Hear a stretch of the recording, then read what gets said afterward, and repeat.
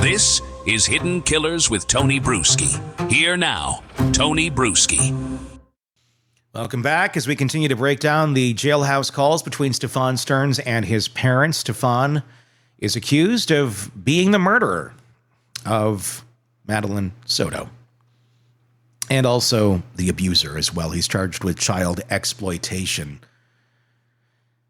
He's a monster for all intents and purposes. In this call, we're going to hear something new. The official news that prosecutors are seeking the death penalty. The way Stephan relays this to his parents is, again, very startlingly calm. He says he feels peaceful, serene. His parents, on the other hand, are barely holding it together. His mom starts cooking dinner midway through the conversation, not out of indifference, but because people in trauma often go back to routine to keep from falling apart, and you can't blame them. It's not just a phone call about charges. It's a phone call about the possibility of losing your son forever, not to prison, but to death row. And rightfully so in a case like this. And yet they all tiptoe around the horror of it. While you're listening, give me your thoughts in the comments on YouTube. Be sure to press subscribe so you don't miss any of these calls and our coverage on this case. Let's take a listen.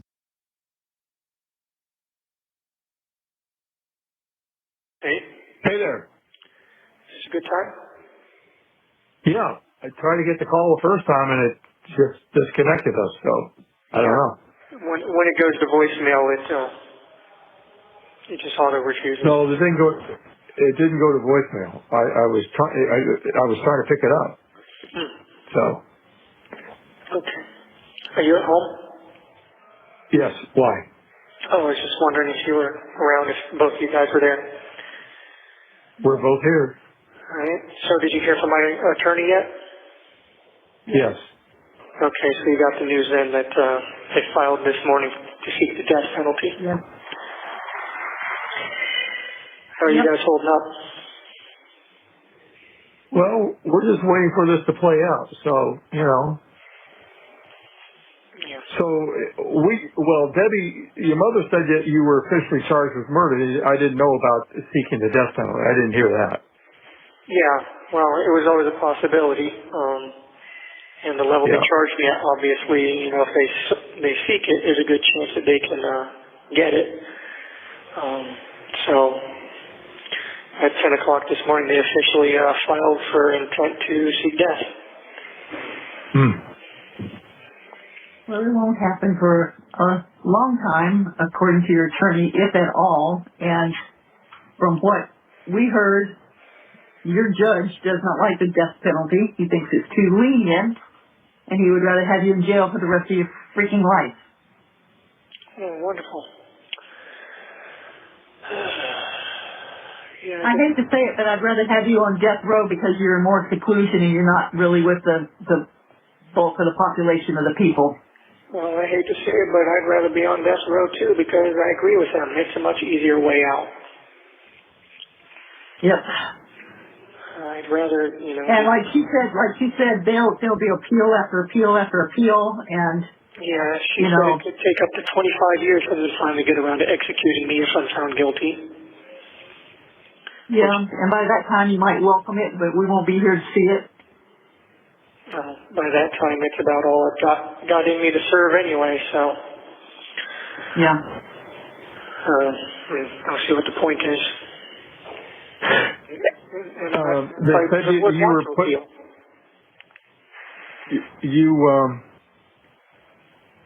Back in seclusion. They said they put you back in seclusion? Well, I've been in seclusion this whole time. Well, that you're going to stay there or something? So I don't know. A lot of misinformation.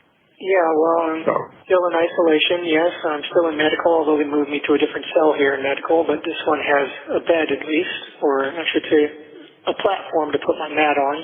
But, you know, I'll be moved again because eventually they're going to need this cell back. Because it's got a restraint. Any word on the books? No. Were you able to follow up with the mailroom on Monday? Well, we tracked the order and it was delivered to Seminole, so we know it was delivered. Yeah. I don't know how to get a hold of anybody. Oh, okay. You can't call the facility here and have to be transferred to the mailroom or something? I don't know. They have a mailroom there. I guess I can call. The mailroom is at a central distributing place. Yeah, but they have to have a delivery. They have to have a delivery depot there to accept the mail. I have to forward everything and send it to the proper people. Yeah, I'll try again tomorrow. Okay. But, all right. So, yeah, I got the news earlier and told my attorney that I'd try to call you this evening, but you guys should hear it from her before you hear it from the news in case I can't get a hold of you. Yeah. Yeah, we're expecting I did it. a little bit of blowback from that. Yep, I'm sure there's going to be a little bit of ruckus and some people getting riled up. And I'm cooking ravioli that I got to. Sorry, I caught me in the middle of cooking here, so I'm going to walk out to the kitchen. No worries. I guess I took the news pretty well, though. Well, okay, that's good. I'm just remarkably calm about everything. I've had this overwhelming sense of peace and serenity, and I don't know, maybe that will change, maybe it won't. I don't know. I'm just, as weird as it sounds. For some reason, somebody thought that we were right around the corner, I guess. You know, less than an hour from Orlando, and I said, we're 3 hours.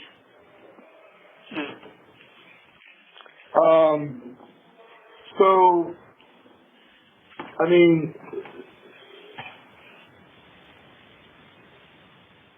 our understanding and impression is that you didn't do this, so why do you feel at peace and serenity with it?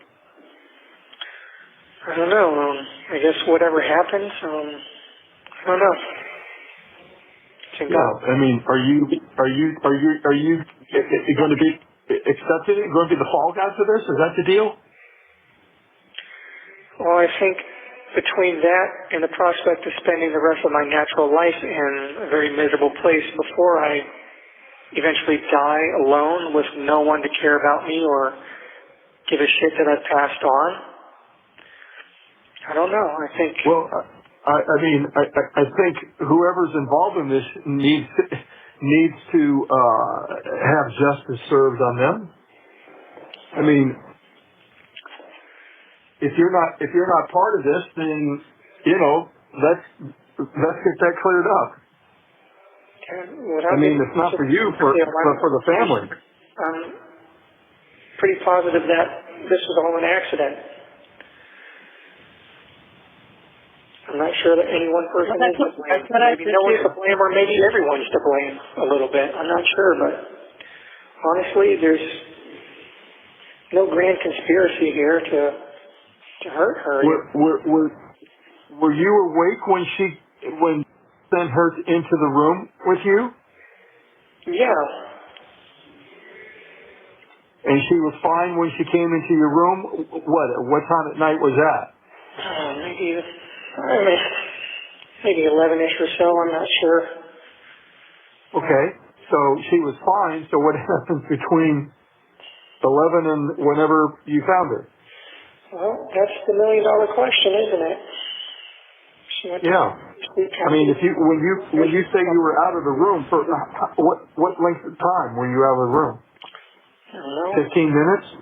No, I mean, I left the room a couple of times. The first time I left to go to the bathroom, and the second time I was out of the room for maybe a couple hours or so, maybe more. I'm not sure. Oh, okay. Well, that was plenty of time for the one-armed man to do it. Well, without getting into too much detail, she was acting kind of weird before she went to sleep, so I don't know what was going on there. But, acting weird, like having difficulty? Just strange behavior, acting loopy. Oh. Yeah. So I'm not sure. Did she have been drugged? I honestly can't get into too many details just because I don't want to hurt my case, but I have some suspicions in that regard. whether it was given to her by anyone or whether she helped herself. There are reasons to believe she may have done that as well. But I can't. okay. Obviously, can't get into too much detail because No, I'll I know. the case, and my attorney will tear my throat out with her bare teeth if I flap my lips too much. Okay. Well, you must be flapping them to her. I'm giving notes to her. One of the social workers whose specialty is dealing with people who are looking at the death penalty. She'll be here Monday, so I'll pass some more notes through her to my attorney Alicia, and I guess some more lawyers are going to be hopping on board at this point. There's going to be a whole team working on this. But Four more attorneys. it's going to be an all hands on deck kind of thing. Well, I had a long conversation with them today, so I just, there's some things that cannot be passed off as you didn't do it. As you know, there's too much evidence to it. But I told them, I said, you're still my son and I don't hate you, and I do not believe, in my heart, I do not believe that you killed that child. You loved her too much, and she loved you, and I just don't think it happened that way. So, if it was an accident. We had a lot of wonderful plans for the week, and we were all looking forward to it, and we were all very happy to be reunited. It had been months since we'd all seen each other, and there's no reason that I would have given all of that up for literally no reason to hurt her and trade it all in for this. No, there isn't. But there's jealousy on the other side, too. I mean, if she told you, I hope you don't leave me for my daughter, that tells me that she was thinking about that for a while. Well, it was said half-jokingly, but, it's just one of those things. Again, I don't want to go into too much detail, but there's a lot of shit going on, Yes, I do. I have nightmares imagining what you're living right now. I'm okay. And it sucks. It's just a terrible place, and I've heard other inmates in the cells next to me talking about it. Those that have been in and out of correctional institutions their whole lives, and they say of all the county jails they've been to, this one is by far the worst. Well, actually, Rebecca said that today, too. She said they are much more paranoid, and they're stricter than they would have been in Orange County. Yeah, they don't regard your rights as being as too important here either. They don't treat you like a human being. They're very antagonistic here as well, and mental health can hold you in these cells in isolation against your will for as long as they want to under the guise of self-harm protocols. Even if you qualify for bail or bond, they can just keep holding you here and not let you walk free until they're, quote-unquote, decide you're not a danger to yourself, and they can decide that for whatever reason they dream up. Yeah. It's all very, very, really murky. Yeah, the whole thing is murky right now. Yeah, a lot of people lose their minds in this place. Well, I can see that happening. Yep.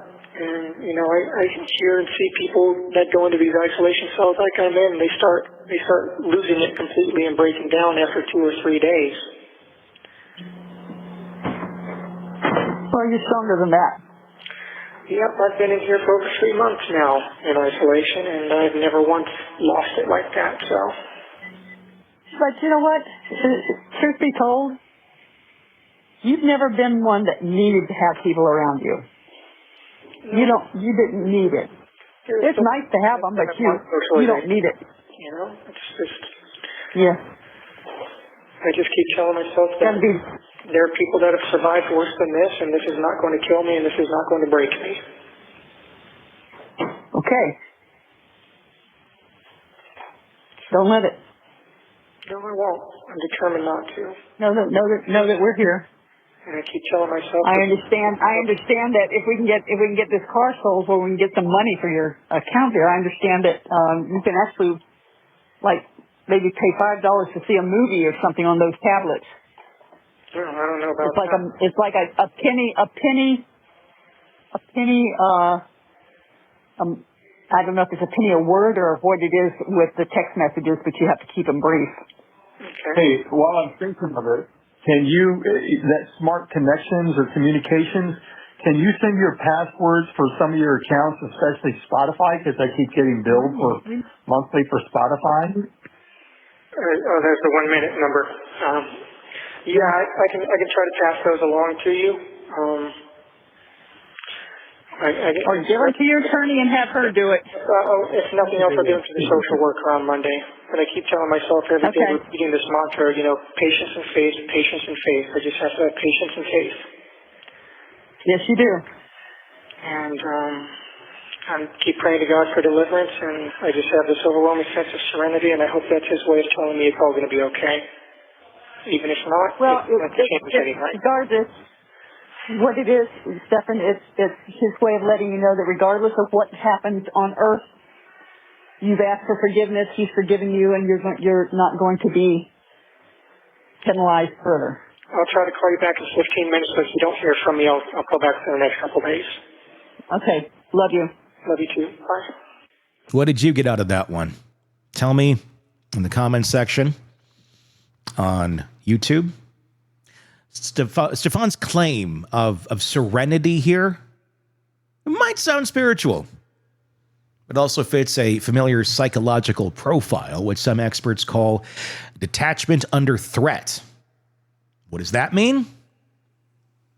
Exactly what it sounds like. He's able to completely remove himself mentally from the situation because the ultimate threat he is facing is, in fact, death. The mind can do amazing things when faced with that prospect. His parents, meanwhile, start asking sharper questions. There's a moment where his mom says, "You were forced into this, weren't you?" It's speculation, yes, but it's also the grasping for innocence, a line of a possibility in a sea of doubt. Something else must be at play here. Trying to wrap your mind around that your son is charged with what he's charged with, and the hard evidence that exists of what he did with that little girl is staring you in the face. There is no negotiating that. There's no real answers on this call, only fear, grief, and the growing awareness that there might not be a future, at least not the one they had imagined for their son. Tell me what you think in the comments section on YouTube, and be sure to press subscribe so you don't miss our continuing coverage on this case and many others. I'm Tony Bruschi. Stay with us. Want more on this case and others? Then press subscribe now and don't miss a moment of true crime coverage from Tony Bruschi and the Hidden Killers podcast. She was a doting mother, the kind who baked cookies, made the best homemade Halloween costumes, and never missed a PTA meeting. The perfect mom. Until the police found something buried in the backyard. A secret she kept for years. A secret she thought would never come to light. The neighbors gasped. Not her. She's so nice. But people forget. Monsters don't always look like monsters. Some wear aprons. Some tuck their kids in at night. And some hide their darkest deeds in places they think no one will ever look. If only someone had heard the warning signs, had recognized the patterns from an eerily similar case on Hidden Killers with Tony Bruschi. If they had only subscribed to True Crime Today Premium Plus on Apple Podcasts, they could have listened ad-free before anyone else and saved themselves from baking cookies with a serial killer. Instead, well, they won't be RSVPing to this year's PTA meeting. Subscribe now to True Crime Today Premium Plus on Apple Podcasts.